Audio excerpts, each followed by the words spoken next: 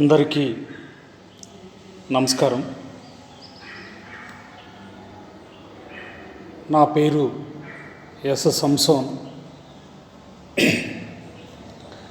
Lecturer in Telugu,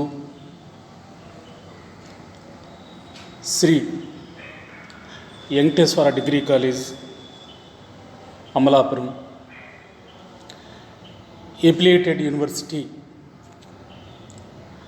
Adikavi Nannayya, Rajahmundry. Today I want to discuss second degree Telugu subject. Bold poetry నుంచి సహజ కవి బమ్మెర పోతన రాసిన వామన అవతారం అనే పాఠ్యాంశం నుంచి, వామన అవతారం అనే పాఠం నుంచి ఈరోజు మనం ప్రత్యేకించి అలంకారాలు, లక్షణ సమన్వయము అనే టాపిక్ మీద మాట్లాడదాం, అనే అంశం మీద చెప్పుకుందాం. అలంకారాలు, లక్షణ సమన్వయం. ఈ సెకండ్ డిగ్రీ తెలుగు సబ్జెక్ట్లో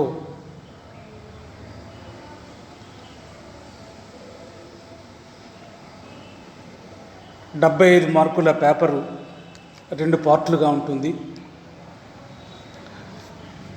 ఆ భాగం, ఆ భాగం. ఆ భాగంలో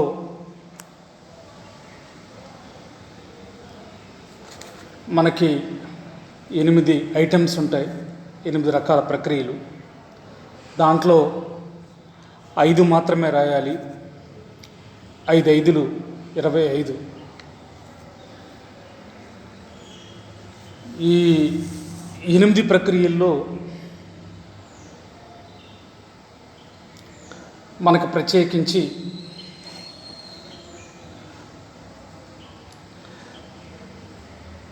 ఫస్ట్ డిగ్రీలో సందులు సమాసాలు ఉన్నట్లుగానే సెకండ్ డిగ్రీలో అలంకారాలు, ఛందస్సు ఉంది. ఛందస్సుకు వచ్చేసరికి డైరెక్ట్గా అడిగే ఛందస్సు ఉంటుంది. ఉత్పలమాలను తెలపండి, లేకపోతే చెంపకమాలను తెలపండి అని, లేదా ఒక లైన్ ఇచ్చి దీన్ని గణ విభజన చేసి ఏ పద్యపాదమో తెలపండి అని అడగడం జరుగుతుంది. అలాగే ఈ అలంకారాల విషయాలకు వచ్చేసరికి కూడా డైరెక్ట్గా అడిగే అలంకారాలు ఉంటాయి 5 మార్కులకి. అలా కాకుండా ఒక పద్యం ఇచ్చి ఆ పద్యంలో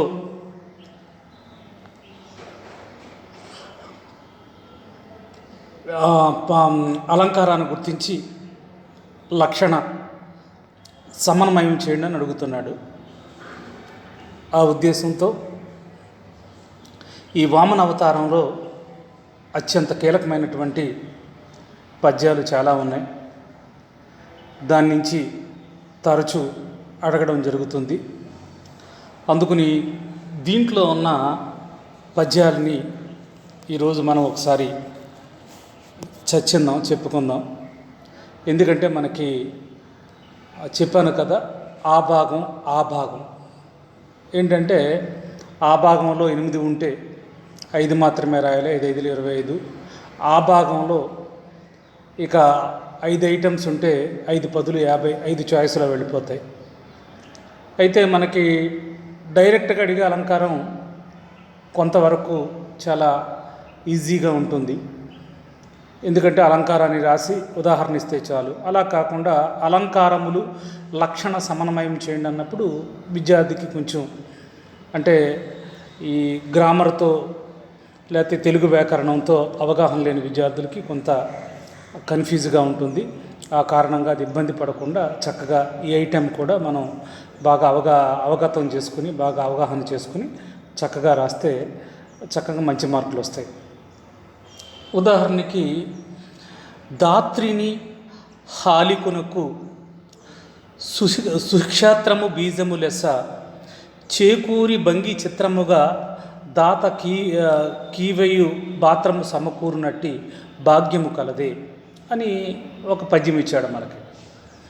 ఇచ్చిన వెంటనే మనం ఏం చేయాలంటే ఈ పద్యంలో ఉపమాలంకారం కలదు అని గుర్తించినందుకు ఇంచుమించుగా మనకి వెంటనే ఏంటంటే చక్కగా పద్యాన్ని గుర్తించగలిగాడు. దాంట్లో ఏ అలంకారం ఉందనే దాని మీద ఎగ్జామినర్కి చక్కగా మంచి ఇది వస్తుంది. అలాగే ఉపమాలంకారము ఉంది అని చెప్పినప్పుడు మనం ఏం చేయాలంటే సైడ్ హెడ్డింగ్గా లక్షణం, అంటే ఉపమాలంకారం ఉంది దాన్ని లక్షణం రాయాలన్నమాట. లక్షణం అంటే మనం సూత్రం అంటాం, లేకపోతే డెఫినేషన్. ఉదాహరణకి ఉపమాలంకారం యొక్క డెఫినేషన్ ఏంటంటే ఉపమాన ఉపమేయములకు చక్కని సాదృశ్యాన్ని చెప్పడాన్ని, ఉపమాన ఉపమేయములకు చక్కని సాదృశ్యాన్ని చెప్పడాన్ని ఉపమాలంకారం అంటారు అని దాని మీద. అందుకని ఏంటంటే చక్కగా నోటుకు వచ్చేయాలన్నమాట. అప్పుడు మనకు 5 మార్కులు అన్నప్పుడు 2.5 మార్కులు వెంటనే సూత్రం కరెక్ట్గా ఏ అలంకారం ఉందో గుర్తించాడు, సూత్రం కూడా రాశాడు అనే దాని మీద మనకి ఇది ఉంటుంది. అయితే ఇక్కడ లక్ష్య లక్షణ సమన్వయము అన్నా లేకపోతే పద్యభావం అన్నా వెంటనే ఏంటంటే రైతుకు మంచి పొలం మంచి విత్తనాలు ఒకే చోట లభించినట్లే దాతకు ధనం ఆ దానం పుచ్చుకునే దానగ్రహీత ఒకే చోట లభించాయని భావం అన్నమాట. అంటే దానికి అర్థం ఏంటంటే రైతుకు మంచి పొలం మంచి విత్తనాలు ఒకే చోట లభించడం అంటే దాత తీసుకునే దాతే కాకుండా స్వీకరించే వ్యక్తి కూడా చక్కగా ఇద్దరు గొప్ప వ్యక్తి ఒకే చోట లభించడం అనేది చాలా చాలా గొప్ప విషయం అనే భావం చెప్తూ ఇదన్నమాట. అందుకని ఏంటంటే దీంట్లో అలంకారం ఉందన్నప్పుడు ఈ పద్యంలో ఉపమాలంకారం ఉందన్నప్పుడు దాని లక్షణం రాయాలి, చక్కగా దాన్ని ఎనాలిసిస్ చేసినట్టుగా ఆ పద్య భావాన్ని మనం రాసే ప్రయత్నం చేయాలి. అప్పుడు మనకి 5 మార్కులు కాబట్టి చక్కగా మనకి 5కి 5 మార్కులు వచ్చినట్టుగా ఉంటుంది. అలాగే రెండో పద్యంగా బ్రతకవచ్చుగాక బహుబంధనములైన వచ్చుగాక లేమి వచ్చుగాక జీవధనములైన జడుగాక వడుగాక మాట తిరగలేరు మానదండు. ఏంటంటే చక్కగా ఒక పద్యం ఇస్తున్నాడు. వెంటనే పద్యంలో ఏముంది, ఏ అలంకారం ఉంది అన్నప్పుడు దీంట్లో అర్ధాంతర్న్యాస అలంకారం ఉంది అనే దాని మీద మనం బాగా గుర్తించగలగాలి. దీంట్లో ఏ అలంకారం ఉందన్నప్పుడు అర్ధాంతర్న్యాస అలంకారం.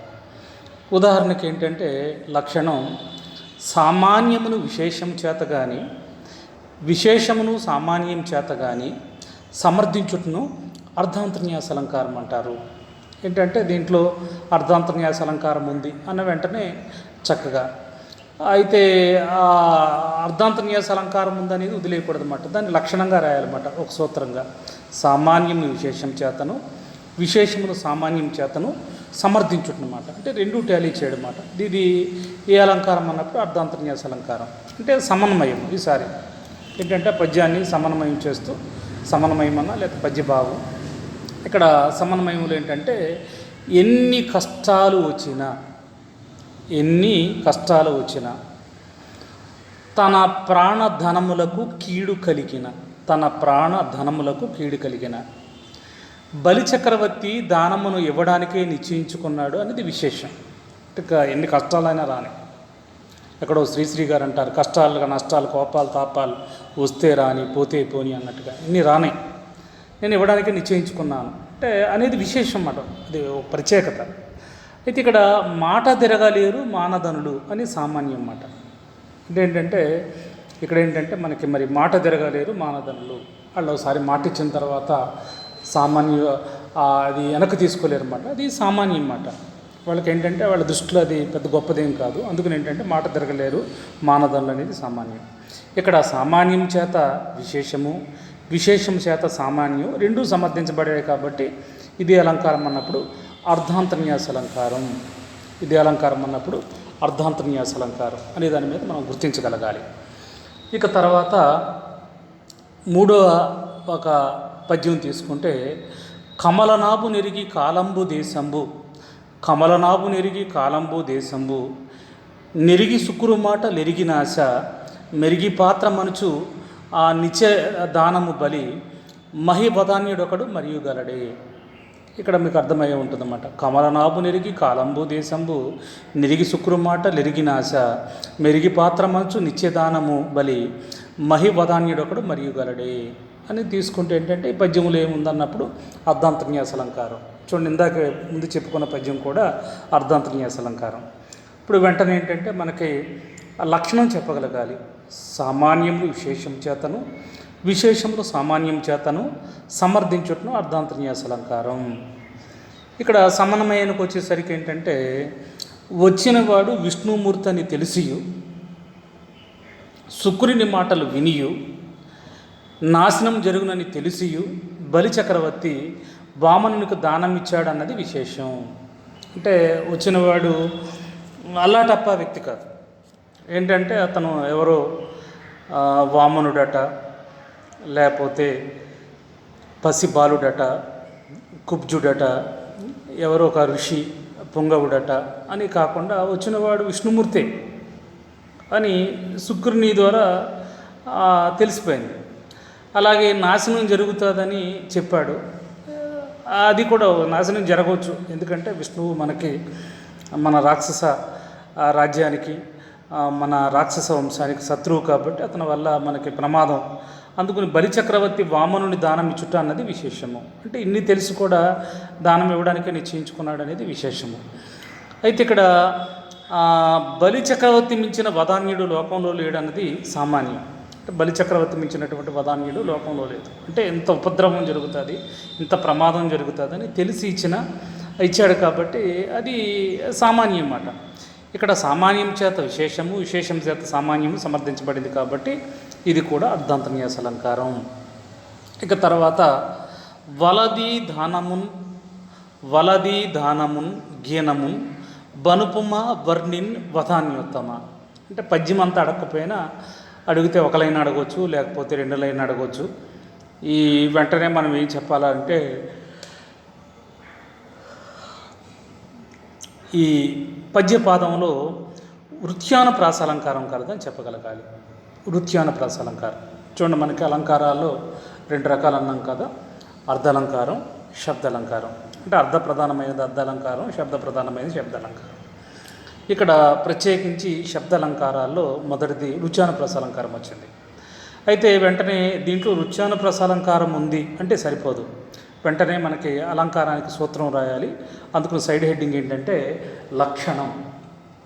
ఏంటంటే మనకి లక్షణంలో ఏం చెప్పాలి?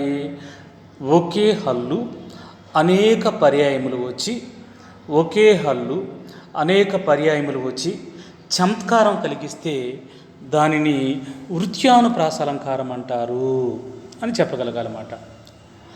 అందుకని ఏంటంటే మనకు డెఫినేషన్ అన్నమాట. అయితే ఇక్కడ సమన్వయము లేదా పద్య భాగంలో ఏంటంటే పై పాదములో వలది దానము గీనము నమ్ము అను 2 సార్లు వచ్చిందన్నమాట. అంతేకాకుండా వానే హల్లు ఈ పాదములో 3 సార్లు వచ్చింది కాబట్టి దీన్ని వృత్యానుప్రాసాలంకారం అంటారు. ఇక్కడ మనకు ప్రత్యేకించి ఏంటంటే దానము గీనము ఏంటంటే మనకి చక్కగా నము అని 2 సార్లు వచ్చింది కాబట్టి, అంతేకాక వానే అక్షరం ఆ వానే హల్లు ఈ పాదములో 3 సార్లు రిపీట్ అయింది కాబట్టి దీని వృత్యానుప్రాసాలంకారం. అంటే ఇంకా మీకు విద్యార్థులకి అర్థమయ్యేలా చెప్పగలగాలంటే అడుగులు తడబడు బుడతడు నడిచెను. ఇక్కడ అడుగులు డ, తడబడు డ, బుడతడు డ, నడిచెను డ.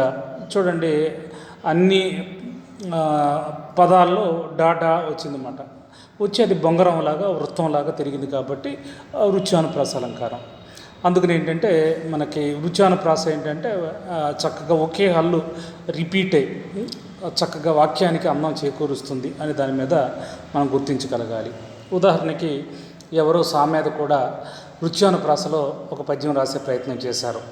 ఆ పద్యం ఏంటంటే వలపొలకి సమస్యలు తెలిసి వలపుల కిసమసలు తెలిసి రసిక బసకుశ్రమ విశ్రము ఎస మజరగ తెచ్చి శిశిరి విధిలాసలే అని చెప్తాడనమాట. అంటే అస్తమానం బొంగరంలాగా తిరిగిందన్నమాట. అందుకని ఏంటంటే దీంట్లో రుచానుప్రాస అలంకారం ఉంది అని దాని మీద మనం వెంటనే గుర్తించగలగాలి. ఇక తర్వాత మనకి 5వది ఆదిని శ్రీసతి కప్పుపై. ఆదిని శ్రీసతి కప్పుపై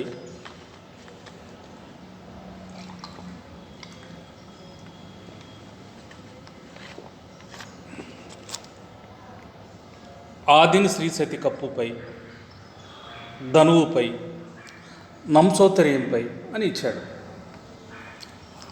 దీంట్లో ఏ అలంకారం ఉందో మీరు పసిగట్టి ఈ అలంకారాన్ని గుర్తించి లక్షణ సమన్వయం చేయండి అన్నప్పుడు వెంటనే మనం ఈ పై పద్య పాదంలో అంత్యానుప్రాస అలంకారం కలదు అని చెప్పగలగాలి. వెంటనే అంత్యానుప్రాస అలంకారం ఉంది అని చెప్పిన తర్వాత డెఫినేషన్ కూడా రాస్తే మనకి సూత్రం లేదా లక్షణం రాస్తే 2.5 మార్కులు మనకు వచ్చినట్లుగా అన్నమాట. ఉదాహరణకి వచ్చిన హల్లులే తిరిగి వచ్చుచు అంటే వచ్చినయే మళ్ళీ రావడం అన్నమాట. పాదాంతములందు ఉన్నచు, పాదాంతం అంటే పాదం చివరకు వచ్చేసరికి, పాదాంతం అంటే చివర కొన అని అర్థం అన్నమాట. ఉన్నచో దాన్ని అంచానుప్రాస అలంకారం అంటారు. దాన్ని అలంకారం అంటారంటే అంచానుప్రాస అలంకారం అంటారు. అలాగే ఇక్కడ సమన్వయము, ఈ ఉదాహరణలో ప్రతి పదము చివర పై అనే హల్లు 6 సార్లు వచ్చింది కాబట్టి దీని అంచానుప్రాస అలంకారం అంటారు. పై, ఆదిని శ్రీసతి కప్పుపై, ధనువుపై, నంసోత్తరీయంపై.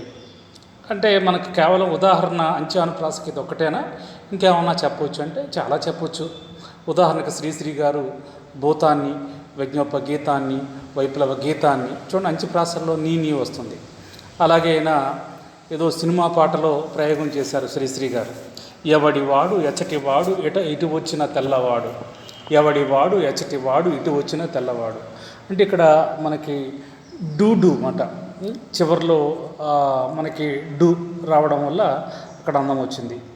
అలాగే తమాషాగా పేరు చూస్తే ముద్దు, రకం చూస్తే ముద్దు, వాడి స్నేహం వద్దు అన్నప్పుడు చివరిలో మనకు దూదులు వచ్చాయన్నమాట. ఇక అందుకని వెంటనే ఇది అంచానుప్రాస అనే దాని మీద గుర్తించారన్నమాట. అందుకని ఏంటంటే ఇది అంచానుప్రాస అలంకారం. ఇక తర్వాత మనకి చూడండి, రవిబింబం ఉపబింప బాత్రంబగు ఛత్రంబై, శిరోరత్నమై, శ్రవణలంకృతమై, ఘళాభరణమై, సవర్ణ కేయూరమై అనే ఒక 2 లైన్లలో ఇచ్చి ఈ పై పద్యపాదములలో ఉత్ప్రేక్ష అదే ఏ అలంకారం కలదు అన్నప్పుడు ఉత్ప్రేక్ష అలంకారం. ఉత్ప్రేక్ష అలంకారం యొక్క ప్రత్యేకత ఏంటంటే ఉపమేయమును ఉపమానంగా ఊహించుటను ఉత్ప్రేక్ష అలంకారం అంటారు. ఉపమేయమును ఉపమానంగా ఊహించడం అన్నమాట, అది నిజం కాక. ఉదాహరణకు చూడండి, ఉపమేయమును ఉపమానంగా ఊహించడం అంటే అమ్మ ఇంట్లో ఏదో బొమ్మల బల్ల మీద ప్లేట్స్ ఏవో పెట్టింది, మనకు అక్కడ ఏవో పిల్లో లేకపోతే చుంచులో ఏవో పడగొట్టేసాక కిందడి డామ్ అని పెద్ద శబ్దం వచ్చింది. అందుకని ఏంటంటే ఆ చప్పుడికి పిడిగేమో అనుకున్నాను, అది పిడుగు కాదు, అంటే లేని దాన్ని ఊహించుకోవడాన్ని ఉత్ప్రేక్ష అలంకారం. అలాగే ఏ చీకట్లో వెళుతూ ఉంటారు, కొందరికి చీకటి అంటే భయం కదా, ఈ కాలుకి గడ్డి పరక చుట్టుకుని అన్నప్పటికీ అది పామేమనుకుని పెద్ద కెవ్వుని కేకేస్తారు. ఎందుకంటే అది పాము కాదు, అది గడ్డి పరక ఏదో కాలుకు చుట్టుకుంది, వెంటనే పామేమనుకుని అందుకుని ఏంటంటే అది లేని దాన్ని ఊహించుకోవడం అన్నమాట. అందుకని ఉపమేయమును ఉపమానంగా ఊహించుటను ఉత్ప్రేక్ష అలంకారం అంటారు. ఉదాహరణకి సమన్వయములో రవిబింబం అనే ఉపమేయాన్ని ఛత్రంగా, తలలోని రత్నంగా, చెవికి అలంకారంగా, కంఠాభరణంగా, బంగారపు కెయ్యూరంగా ఊహించింది కాబట్టి దీన్ని ఉత్ప్రేక్ష అలంకారం అన్నమాట. అందుకని ఏంటంటే రవిబింబం, ఆ సూర్యుడు ఎలా ఒదిగిపోయాడు, అది ఛత్రంగా అంట, గొడుగ్గా అంట, అలాగే రత్నంగా అంటే డైమండ్గా, చెవికి అలంకారంగా, చక్కగా చెవికి ఆభరణాలు, అలాగే కంఠాభరణంగా అంటే మెడలో హారంగా, బంగారపు కేయూరంగా చక్కగా ఏంటంటే అది ఊహించబడింది కాబట్టి ఇది ఉత్ప్రేక్ష అలంకారం అంటాడు. అంటే లేని దాన్ని ఉన్నట్టుగా ఊహించుకోవడం ఉత్ప్రేక్ష అలంకారం. అలాగే పుట్టి నేర్చుకునేను, పుట్టక నేర్చుకునేను, చిట్టి బుద్ధిలిట్టి పుట్టి వడుగు. పుట్టి నేర్చుకునేను, పుట్టక నేర్చుకునేను, చిట్టి బుద్ధిలిట్టి పుట్టివడుగు, పొట్టనున్న వెళ్ళ భూములే నవ్వి అనేది ఒక పద్యం ఉంటుందన్నమాట. వెంటనే మనం ఈ పద్యానికి ఏంటంటే పై పద్య పాదాల్లో వృత్యానుప్రాస అలంకారం కలదు అనేది చెప్పగలగాలన్నమాట.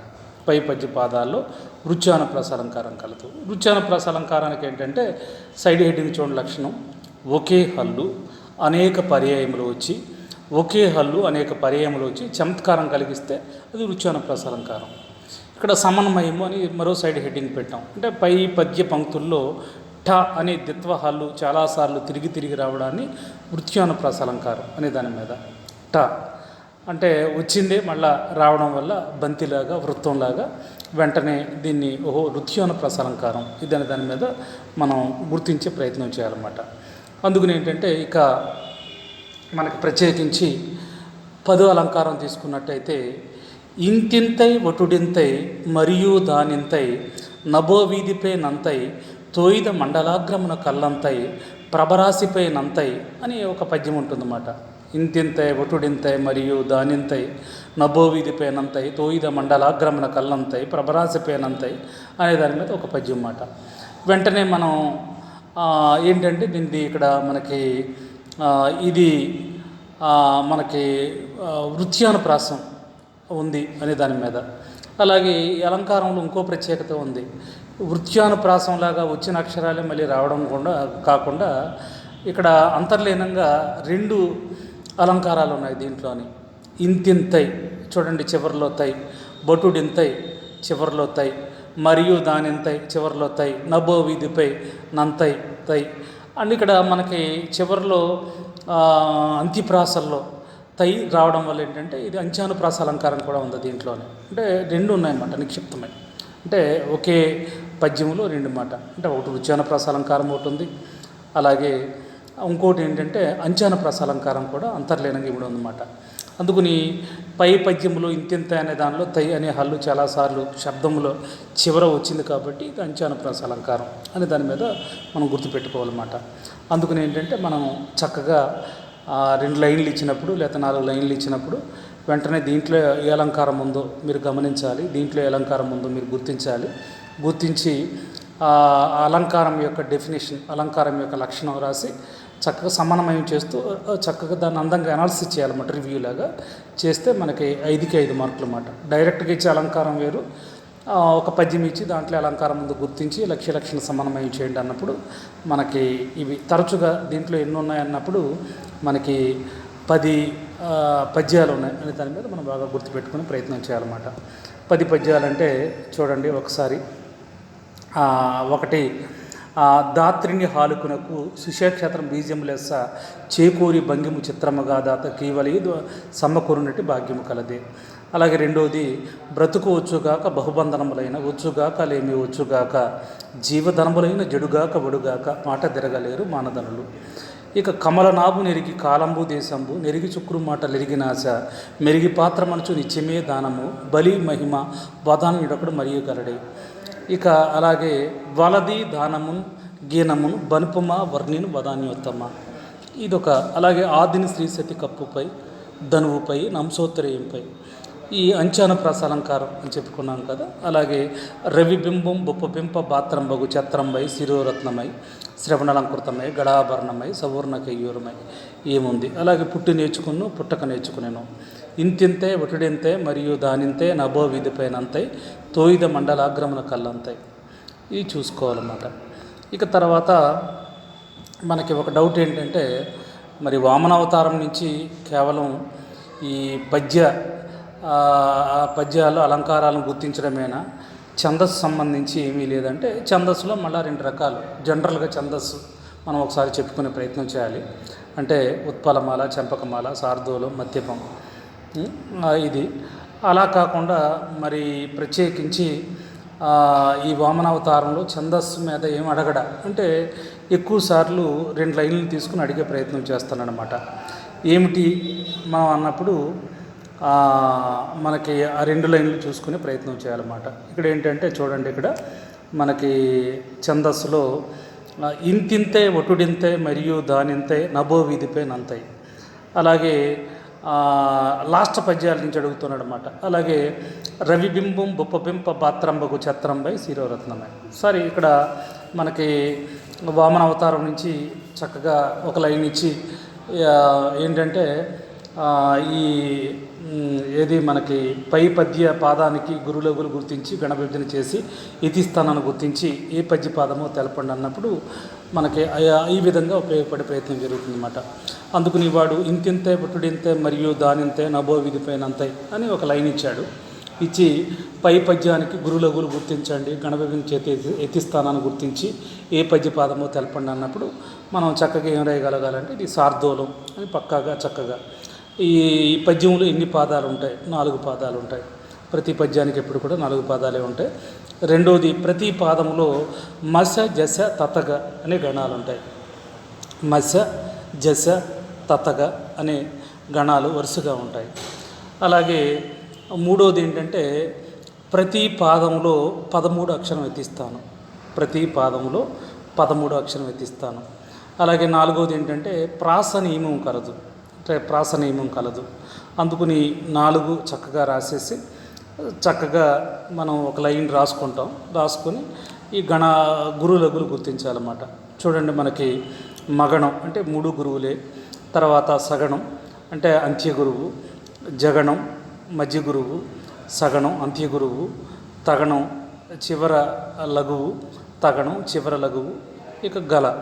అందుకని ఏంటంటే మనకి చక్కగా మనం గణవిభజన చేయగలిగి చక్కగా రాస్తే ఇక్కడ 5 మార్కులకి 5 మార్కులు మనకు వస్తుందన్నమాట. అందుకని ఏంటంటే మనకి 2 పద్యాలు ఉన్నాయి కీలకమైనవి. ఆ 2 పద్యాల నుంచి తరచుగా మనకి ఒక పద్యపాదంగా ఇచ్చి దాంట్లో ఏ అలంకారం ఉందో చెప్పే ప్రయత్నం చేయండి అని అడుగుతున్నప్పుడు మనం చక్కగా రాసే ప్రయత్నం చేయాలి. ఇంకా తర్వాత చూడండి, మరొకటి అనుకున్నాం కదా, రవిబింబం బుప్పబింప బాత్రంబగు ఛత్రంబై. రవిబింబం బుప్పబింప బాత్రంబగు ఛత్రంబై శిరోరత్నమై అని అనుకున్నప్పుడు ఈ పద్యపాదంలో 4 పాదాలు ఉంటాయి. సాధారణంగా ఏంటంటే ఏ పద్యానికైనా 4 పాదాలే ఉంటాయి. చివరికి వేమన్న గారు రాసినటువంటి ఉప్పుకప్పురం ఏదైనా. అందుకని ఏంటంటే ఈ పద్యపాదంలో 4 పాదాలు ఉంటాయి. ఓకే. ప్రతి పాదంలో వరుసగా సభరణమైవ అనే గణాలు ఉంటాయి. ప్రతి పాదంలో వరుసగా సభరణమైవ అనే గణాలు ఉంటాయి. అందుకని ఏంటంటే మూడోది, ప్రతి పాదంలో 14 అక్షరం ఎత్తిస్తాను. తర్వాత ఏంటంటే ప్రాస నియమం కలదా లేదంటే ప్రాస నియమం కలదు. మనకేంటంటే మనకి ఛందస్సులో జాతులు ఉపజాతులు మనకి అది వృత్తములు ఇవి ఉంటాయి కాబట్టి కంపల్సరిగా మనకి ప్రాస నియమం కలదంటే ప్రాస నియమం కలదు అని రాయగలగాలి. అయితే ఇక్కడ రవిబింబం బుప్పబింప బాత్రంబగు ఛత్రంబై, రవిబింబం బుప్పబింప పాత్రంబగు ఛత్రంబై శిరోరత్నంబై అంటే రవిబింబం బుప్పబింప పాత్రంబగు ఛత్రంబై శిరోరత్నమై అని మనం చెప్పుకున్నప్పుడు చక్కగా ఇక్కడ చూడండి, సగణం అంటే అంత్య గురువు, తర్వాత భగణం అంటే ఆది గురువు, రగణం అంటే మధ్య లఘువు, నగణం అంటే 3 లఘువులే, ఇక మగణం అంటే 3 గురువులే, యగణం అంటే ఆది లఘువు, వగణం అంటే ఒక లఘువు గురువు ఉంటుంది. అందుకని ఏంటంటే మనకి ఇక్కడ ఈ వామన అవతారం నుంచి శార్దూలం, తర్వాత అలాగే మధ్యభం నుంచి మనకి తరచుగా అడుగుతున్నమాట. తర్వాత అలాగే ఇక మనకి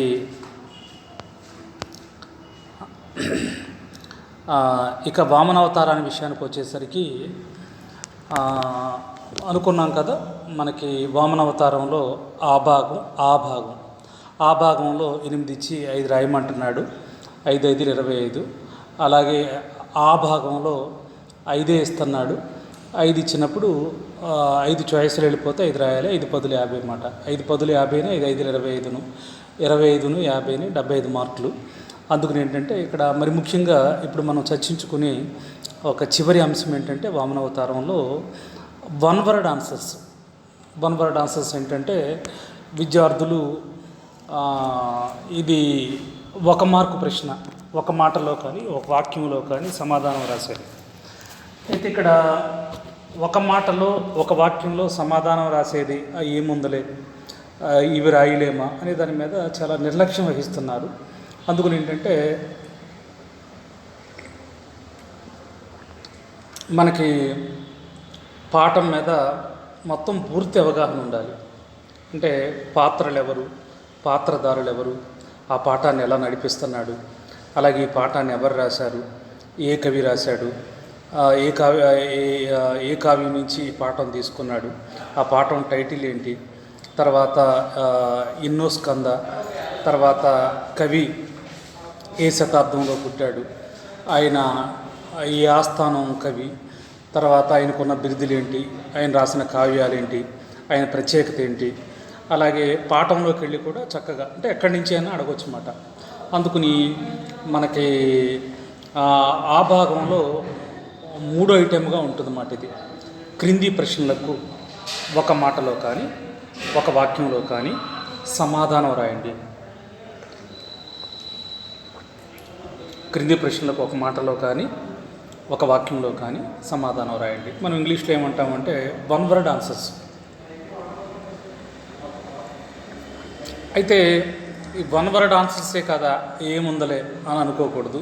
ఎందుకంటే ఈ మధ్యకాలంలో మనం కాంపిటేటివ్ ఎగ్జామ్స్లో చూస్తున్నాం కదా, అక్కడ ఆబ్జెక్టివ్ టైప్ ఇస్తున్నాడు, ABCD.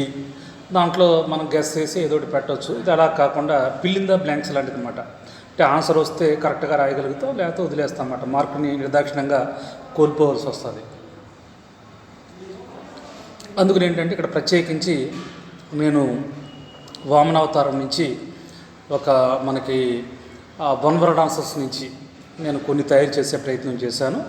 ప్రశ్నతో పాటు మీకు ఆన్సర్ కూడా ఇక్కడే ఉంది కాబట్టి చక్కగా 1 word ఆన్సర్స్ ఒకసారి మీరు బాగా చూసుకునే ప్రయత్నం చేయాలి. చూడండి, ఫస్ట్ది బమ్మిర పోతన రాసినటువంటి గ్రంథం ఏది? బమ్మిర పోతన రాసిన గ్రంథం ఏది? గ్రంథం ఏదన్నప్పుడు ఆంధ్ర మహాభాగవతం. ఆంధ్ర మహాభాగవతం అయితే ఆయన చాలా గ్రంథాలు రాశారు. అయితే ఆ గ్రంథాలన్నీ ఒక ఎత్తు, బమ్మిర పోతన రాసినటువంటి ఆంధ్ర మహాభాగవతం ఒక ఎత్తు. ఎందుకంటే ఇవాళ మనమందరం హిందువులు కాబట్టి ప్రతి హిందువు ఇంట్లో భగవద్గీతతో పాటుగా మహాభాగవతం కూడా ఉంటుంది, శ్రీ మహాభాగవతం. అందుకని ఏంటంటే ఇక్కడ మహాభాగవతానికి ఇంకో ప్రత్యేకత కూడా ఉంటుంది. ఎందుకంటే చూడండి, మనకి రామాయణ మహాభారతాలను ఏమంటారంటే ఎపిక్స్ అంటారు ఇంగ్లీష్లో, తెలుగులో ఇతిహాసాలు అంటన్నమాట. ఎందుకంటే భారతీయ సంస్కృతి రామాయణ మహాభారత పునాదుల మీదనే మనం కన్స్ట్రక్షన్ చేసుకున్నాం అంటాం. అందుకని ఏంటంటే రామాయణ మహాభారతాలు చూడండి, మనకి మహాభారతం తీసుకుంటే దాన్ని ఎలా అంటామంటే 18 పర్వాలు అంటాం. అలాగే రామాయణం తీసుకుంటే కాండలు అంటాం అన్నమాట. అలాగే ఖురాన్ బైబిల్ తీసుకుంటే అధ్యాయాలు అంటాం. అలాగే మహాభాగవతాన్ని తీసుకుంటే ఎన్నో స్కంద అంటాం అన్నమాట. అందుకని బమ్మిర పోతన రచించిన గ్రంథం మీద అన్నప్పుడు ఆంధ్ర మహాభాగవతం దీన్ని స్కందలుగా విడగొడుతూ రాసే ప్రయత్నం చేశారు. అయితే ఇక్కడ చూడండి, ఇప్పుడే స్కంద గురించి మాట్లాడుకున్నాం కదా. ఈ రెండో క్వశ్చన్ తీసుకుంటే వామన అవతారం భాగవతంలోని ఏ స్కంద నుంచి గ్రహించబడింది అంటే ఇక్కడ మనకి ప్రథమ, ద్వితీయ, తృతీయ, లేకపోతే ఏంటంటే ఇక్కడ అష్టమ స్కంద. నవ అంటే 9, దశ అంటే 10, అష్టమ అంటే ఇక్కడ మరి 8 కాబట్టి 8వ ఆశ్వాసం నుంచి 8వ స్కంద నుంచి గ్రహించబడింది. ఇక తర్వాత బమ్మిర పోతన ఏ శతాబ్దానికి చెందిన కవి? కాలం అనేది చాలా అనంతమైంది కాబట్టి మనకి కాలగమనంలో ఎంతోమంది కవులు వస్తూ ఉంటారు, వెళుతూ ఉంటారు. మనం అంటూ ఉంటాం కదా, ఎవరు మనకి ఆదికవి నన్నయ్య 11వ శతాబ్దానికి చెందినవాడని, అలాగే పోతన ఏది మనకి తిక్కన 12వ శతాబ్దానికి చెందినవాడని, ఎర్రాప్రేగడ 14వ శతాబ్దం అంటాం కదా. అలాగే బమ్మిర పోతన ఏ శతాబ్దానికి చెందిన కవి అన్నప్పుడు మనం వెంటనే ఈయన 15వ శతాబ్దానికి చెందిన కవిగా చెప్పొచ్చు అన్నమాట. ఈయన 15వ శతాబ్దం. ఇక మరి పోతన తల్లిదండ్రులు ఎవరు అన్నప్పుడు మనం చక్కగా పోతన తల్లిదండ్రులు ఎవరు, ఇక్కడ తల్లి పేరు లక్కమాంబ, గుర్తుపెట్టుకోవాలి. తల్లి పేరు లక్కమాంబ. అలాగే తండ్రి పేరు కేసన మంత్రి. అందుకని ఏంటంటే తల్లి పేరేమో లక్కమాంబ, తండ్రి పేరేమో కేసన మంత్రి అనే దాని మీద మనం గుర్తుపెట్టుకోవాలి. అలాగే ఈ బమ్మెర పోతన గారి యొక్క గురువు గారు ఎవరు అన్నప్పుడు ఈ ఇవటూరి సోమనారాజ్యుడు. బమ్మెర పోతన గారి యొక్క గురువు గారు ఎవరు అన్నప్పుడు ఇవటూరి సోమనారాజ్యుడు అన్నమాట. ఎందుకంటే గురుస్థానం, ఆయన గురువు గారు అన్నప్పుడు గురువు పేరు చెప్పుకునే ప్రయత్నం. అలాగే పోతన రచించినటువంటి గ్రంథాలేవి? పోతన రచించినటువంటి గ్రంథాలేవి? పోతన రచించిన గ్రంథాలేవి అన్నప్పుడు వీరభద్ర విజయం, భోగిని దండకం, నారాయణ శతకం, శ్రీ మహాభాగవతం. అయితే ఇక్కడ మనం గమనించవలసింది ఏంటంటే కవులు చాలా కావ్యాలు రాస్తూ ఉంటారు, కానీ తన జీవిత కాలంలో ఎన్నో కావ్యాలు రాసిన కొన్నిటికే మంచి పేరు వస్తుంది. ఉదాహరణకి మరి విశ్వనాథ్ సత్యనారాయణ మనకి వందలాది కావ్యాలు రాశారు, కానీ ఆయనకి బాగా పేరు వచ్చింది 1000 పడగలు, కేంద్ర సాహిత్య అకాడమీ అవార్డు వచ్చింది. అలాగే ఆయన రామాయణ కల్పవృక్షం జ్ఞానపీఠ అవార్డు వచ్చింది. అలాగే డాక్టర్ శ్రీనారాయణ రెడ్డి గారు మరి ఆయన 2వసారి జ్ఞానపీఠ అవార్డు వచ్చింది. ఆయన కూడా ఆయన ప్రతి పుట్టినరోజుకు ఒక సంకలనం విడుదల చేస్తూ ఉంటారు. అయితే ఆయనకి బాగా పేరు వచ్చింది కర్పూర వసంతరాయలు, జ్ఞానపీఠ అవార్డు వచ్చింది విశ్వంబర. విశ్వంబర అంటే భూమి అని అర్థం అన్నమాట. అలాగే 3వసారి జ్ఞానపీఠ అవార్డు వచ్చింది తెలుగులో ఎవరంటే డాక్టర్ రావురి భరద్వాజ గారు. ఆయన చాలా రాశారు, కానీ ఆయన పాకుడు రాళ్ళు అంటే సినిమా వాళ్ళ జీవితం ఎలా ఉంటుంది, ఆ జారుడి మెట్ల మీద ఎలాగా వాళ్ళ జీవితాలు చింద్రమైపోతాయని రాశారు పాకుడు రాళ్ళు. దానికి 3వసారి జ్ఞానపీఠ అవార్డు వచ్చింది. తర్వాత అలాగే జాషువా గారు ఎన్నో కావ్యాలు రాసినా ఆయనకి గబ్బిలానికి మంచి పేరు వచ్చింది. అలాగే డాక్టర్ బోయి భీమన్న గారు ఎన్నో కావ్యాలు రాసినా ఆయనకి బాగా పేరు వచ్చింది ఏదన్నప్పుడు మనకి పాలేరు నాటకం కానీ, గుడిసెలు కాలిపోతున్నాయి కానీ. అలాగే మనకి అంటే కవులకి ఏంటంటే ఒకటి బాగా కీర్తి శిఖరాల మీద కూర్చోబెట్టి కొన్ని ఉంటాయి, వాళ్ళకి ఏంటంటే ఐకాన్గా అన్నమాట, యూనిక్ లాగా ఆ కావ్యం. అందుకని ఏంటంటే మనకి ఇందాక అనుకున్నాం కదా, జాషువా గారు ఎన్ని రాసినా గబ్బిలం అనేది ఒక ప్రత్యేకమైన కావ్యంగా చెప్పుకునే ప్రయత్నం చేస్తాం. పాపం ఒక దళితుడి యొక్క ఆర్తగీతాన్ని ఆయన గుండె కన్నీరు కార్చేలాగా అద్భుతంగా రాసినటువంటి కావ్యంగా. అలాగేంటంటే పోతన గారు ఎన్ని గ్రంథాలు రాసినప్పటికీ ఏంటంటే భాగవతం ఒక ప్రత్యేకమైనటువంటిదిగా మనం చెప్పుకోవచ్చు అన్నమాట. ఎందుకంటే వాళ్ళ భాగవతం మీద ఈటీవీ లాంటి వాటిల్లో మనకి సీరియల్గా కూడా వస్తుంది. దూరదర్శన్లో కూడా స్టార్టింగ్లో అయితే ఎన్నో సీరియల్ చేశారు. ఇంకా ప్రజలు కూడా ఆ కావ్యాన్ని సీరియల్గా చేస్తే బ్రహ్మరథం పడుతూ చూసే ప్రయత్నం చేస్తున్నారు. దాంట్లో మానవ జీవితాన్ని ఆవిష్కరిస్తూ ఎన్నో సత్యాలు చెప్పిన విషయం. అలాగే పోతన గురువైన సోమనారాజ్యునికి అంకితమిచ్చిన గ్రంథం ఇది. ఎందుకంటే పోతన గారికి ఓ ప్రత్యేకత ఉంటుంది. ఎందుకంటే అందరి కవుల్లాగా తన కవిత్వాన్ని కిరాయికి కాసుల కోసం అమ్ముకోలేదు. తర్వాత అలాగే ఆయన ఎవరి ఆస్థానంలో కూడా ఉండడానికి ఇష్టపడలేదు. ఆయన అంటాడు ఒక చోట, ఏది పలికిడిది భాగవతమట, పలికించుడు వాడు రామభద్రుడట, నేను పలికిన భవహరమగనట అంటూ, నేను ఈ భాగవతాన్ని రాశానంటే అది నా శ్రీరామచంద్రుని కటాక్షం వల్ల, ఆయన కృపా కటాక్షం వల్లే రాయగలిగాను. నా విద్వత్తు కానీ, నా ప్రతిభ కానీ, నా మేధస్సు కానీ ఇసుమంతైనా లేదు ఆయన వల్ల. అందుకని ఆయన అన్నాడన్నమాట, నేను నా కావ్యాలని ఎవరికి నరాంకితం చేయను అన్నాడు. చేయలేదు కూడా ఆయన. అయితే అందుకని ఏంటంటే ఇక్కడ మనకు ప్రత్యేకించి మనకి పోతన గురువైనటువంటి సోమనారాజ్యునికి అంకితమిచ్చిన గ్రంథం ఏదన్నప్పుడు వీరభద్ర విజయం. ఎంతైనా మనం అంటాం కదా, గురువు లేని విద్య గుడ్డి విద్య అంటాం. కాబట్టి గురువు గారికి గురుదక్షిణగా ఒక కావ్య అంకితం ఇచ్చే ప్రయత్నం చేశారన్నమాట. ఇక పోతన ఎవరి కోరికపై భోగిని దండకం రచించాడు అంటే మనకి కవులకి ప్రేరణ ఉంటుందన్నమాట. అందుకని ఏంటంటే అది ఒక కావ్యానికి ఒక్కొక్కళ్ళ ప్రేరణ. ఆ తర్వాత ఎవరి కోరిక మీద భోగిని దండకం రచించాడు అన్నప్పుడు సింగభూపాలుడు. అయితే పోతన ఎవరి ప్రేరణతో భాగవతం రాశాడు? ఇందాక అన్నాం కదా, సాక్షాత్తు శ్రీరామచంద్రుడు, సాక్షాత్తు శ్రీరాముడు.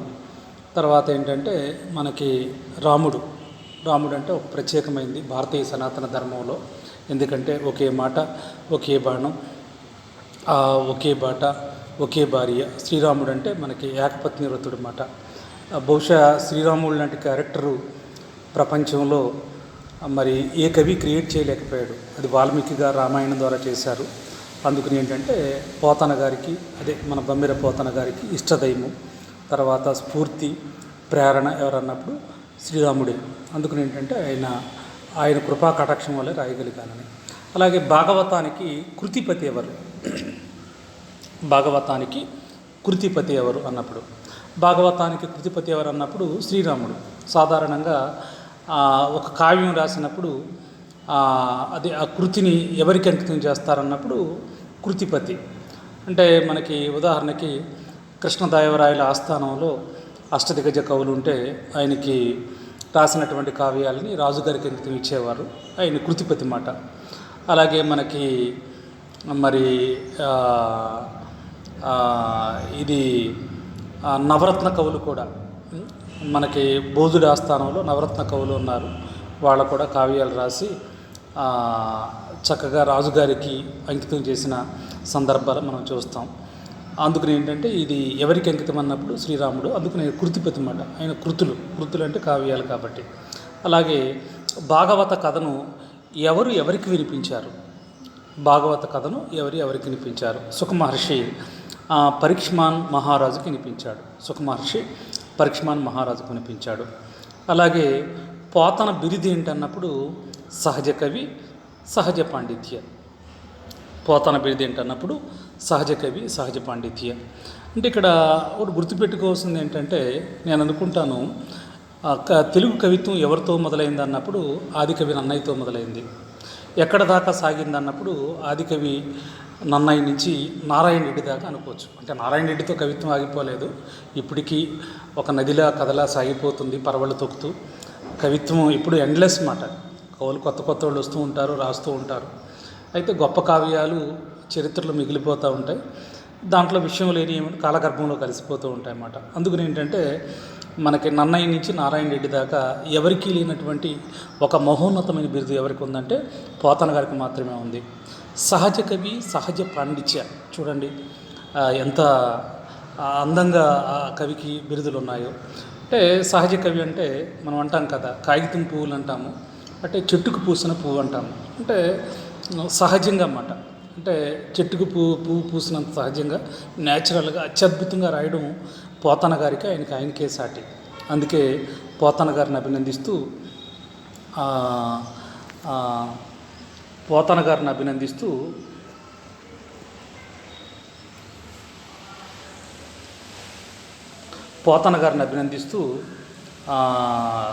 ఎవరొక కవి అంటారన్నమాట. తెలుగు సాహిత్యానికి తిక్కన రాక సూర్యోదయం అయితే పోతన రాక చంద్రోదయం అంటారన్నమాట. అంటే అందుకని ఏంటంటే ఆయన ఎంత సహజత్వంగా రాస్తారో అందుకు సహజ కవి, సహజ పాండిత్య. అలాగే సంస్కృత భాగవతాన్ని ఎవరు రాశారు? ఇందాక అన్నాను కదా, రామాయణ మహాభారతాలని ఎపిక్స్ అంటారు ఇంగ్లీష్లో. తెలుగులో మనకి ఎపిక్స్ మాట అంటే ఇతిహాసాలు. అందుకని రామాయణం ఎవరు రాశారన్నప్పుడు వాల్మీకి, మహాభారతాన్ని ఎవరు రాశారన్నప్పుడు వ్యాసవ్యాసుడు మాట. ఎందుకంటే అయితే ఈ వ్యాసవ్యాసుడు మహాభారతంలో ఒక చిన్న భాగం కాబట్టి సంస్కృత భాగవతాన్ని ఎవరు రాశారన్నప్పుడు వ్యాసవ్యాసుడు రాశాడు అనే దాన్ని బట్టి మనం గుర్తుపెట్టుకోవాలి. ఎందుకంటే ఇది వ్యాసవ్యాసుడు అనగానే మనకు వెంటనే మహాభారతం గుర్తొస్తుందన్నమాట. ఎందుకంటే మహాభారతానికి చాలా పేర్లు ఉన్నాయి కదా. ఇది 5వ వేదం, పంచమ వేదం, జయశ్రీ, చాలా పేర్లతో మనం పిలిచే ప్రయత్నం చేస్తాం. అందుకని ఏంటంటే సంస్కృత భాగవతాన్ని ఎవరు రాశారన్నప్పుడు వేదవ్యాసుడు, తెలుగుని ఎవరు రాశారన్నప్పుడు పోతన. అంటే వేదవ్యాసుడు రాసిన సంస్కృతాన్ని తెలుగులోకి ఆంధ్రీకరణ చేశాడనమాట. అయితే పోతన రాసినటువంటి భాగవతం ఆంధ్రీకరణలా ఉండదు, సహజత్వంగా ఉట్టిపడినట్టుగా ఆయనే రాశారా అన్నట్టుగా ఉంటుందన్నమాట. చూడండి, ఇక్కడ ఆంధ్రీకరణ అంటే ఇప్పుడు సినిమాల్లో మనం రీమేక్ అంటున్నాం కదా, డబ్బింగ్స్ అంటున్నాం కదా, అలా కాకుండా చాలా ప్రత్యేకంగా ఉంటుంది పోతన గారిది. సంస్కృతానికి మూలం వ్యాసుడు రాసినప్పటికీ భాగవతాన్ని తెలుగు మాత్రం అత్యద్భుతంగా వారే రాసినట్టుగా ఉంటుంది. అలాగే విష్ణుమూర్తి చెంతకు ఏ రూపంలో వచ్చాడు వామనుడు? ఆ విష్ణుమూర్తి అదే బలిచక్రవర్తి చెంతకు ఏ రూపంలో వచ్చాడంటే వామనుడిగా వచ్చాడు అనే దాని మీద గుర్తుపెట్టుకోవాలి. అంటే మనిషిని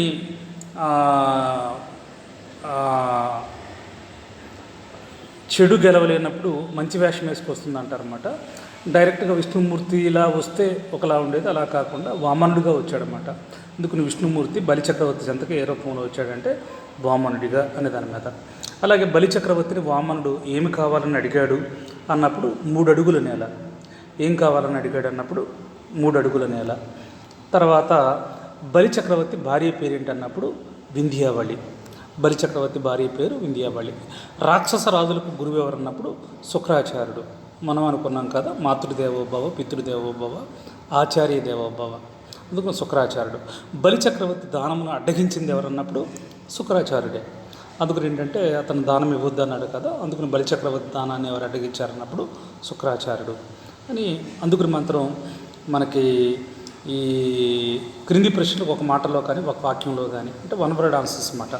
అందుకని మనకి పోతన భాగవతం నుంచి చక్కగా 1 word ఆన్సర్స్ మీద కూడా విద్యార్థులకి సమగ్రమైనటువంటి అవగాహన ఉంటే మనం మంచి మార్కులని స్కోర్ చేసుకోవడానికి మనకి చక్కగా ఎక్కువ మార్కులు కైవసం చేసుకోవడానికి మనకి అవకాశం ఉంటుంది అనే దాని మీద ప్రతి విద్యార్థి గమనించాలి, గుర్తించాలి.